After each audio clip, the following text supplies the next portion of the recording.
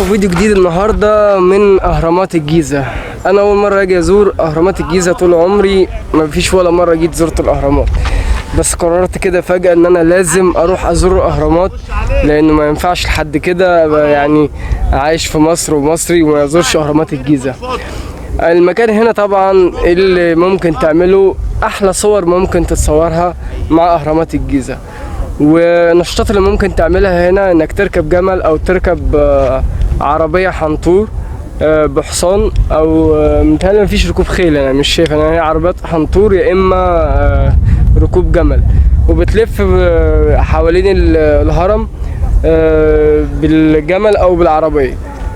احنا الرحلة اللي انا حاجزها اللي جيت عن طريقها الهرم بتقف وقفتين، واقفة في المكان ده وواقفة في مكان تاني بعد 45 دقيقة.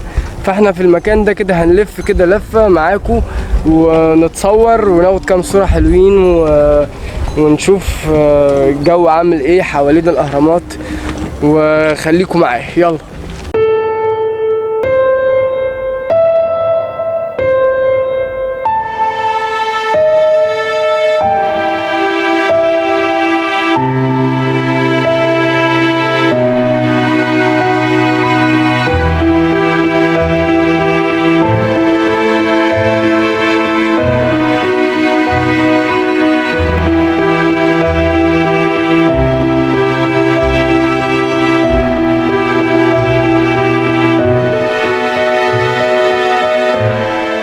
احنا كده وقفنا الوقفة التانية، دي الوقفة التانية اللي هي المفروض احنا عملنا وقفة في الأول، ودي تاني وقفة تقريبا الناحية التانية من الأهرامات عند سفنكس.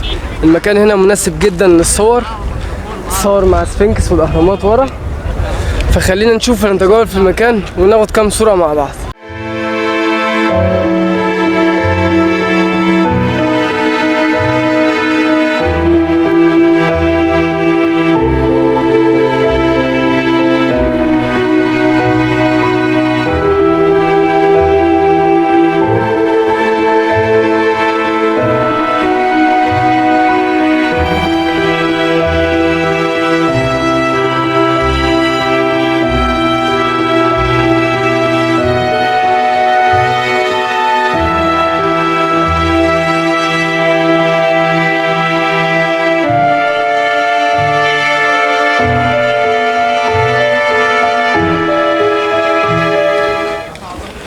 كده يكون خلصنا اللفة التانية بتاعتنا هنا عند ابو الهول.